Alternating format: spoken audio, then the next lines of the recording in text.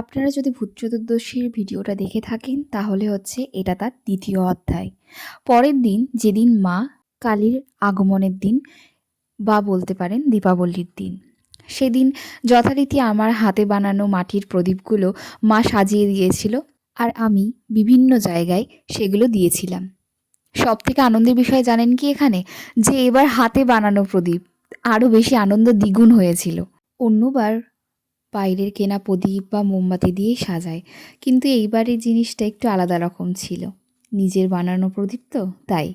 আর আমি শুধু প্রদীপ জ্বালিয়ে দেব আর আরেকজন দেবে না, তা কি হতে পারে? সেই জন্য আমার মেয়েও কাজে লেগে গেছিল।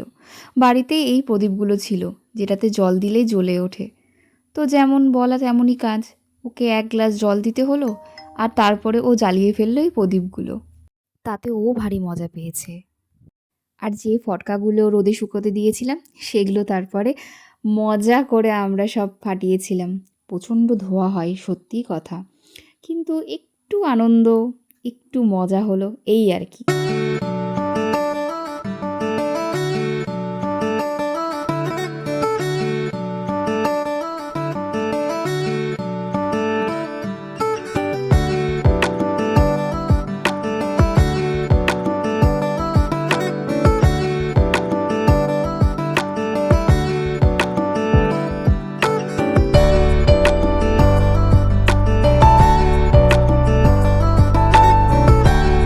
বাজি ফাটানোর পরে আমি আর আমার মা বেরিয়ে পড়লাম পাড়ার ঠাকুর এসেছে কিনা দেখার জন্য আর ভোগ দিয়ে আসার জন্য।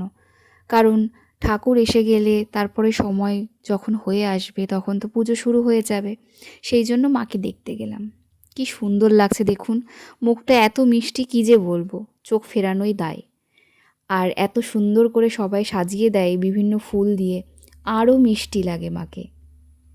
আর মায়ের পুজো শুরু হওয়ার আগে সবাই ব্যস্ত হয়ে গেছে, বিভিন্ন রকম জিনিস সাজানো। এইদিকে দেখুন তরকারি কাটাকুটি চলছে, খিচুড়ি ঘাটি এই সব হবে ভোগের জন্য।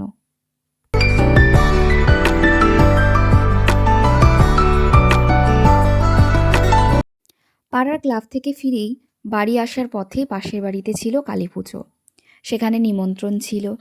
সেই জন্য ভাবলাম ওখানেও একটু দেখে আসি। দেখুন এখানেও মাকে এত সুন্দর লাগছে, কি বলবো। মায়ের তখন পুজো সন্ধ্যা আরতি চলছিল, দেখে মনটা একদম ভরে গেল।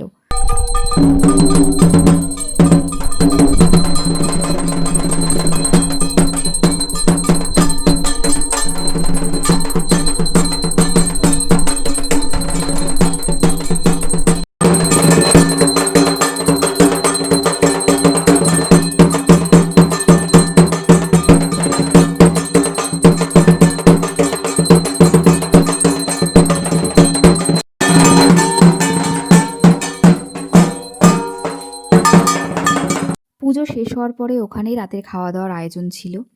পুজোর ফল, পাঁপড় ভাজা, খিচুড়ি, পনিরের তরকারি, মিষ্টি, চাটনি। খুবই ভালো লাগে এই ঠাকুরের ভোগ খেতে।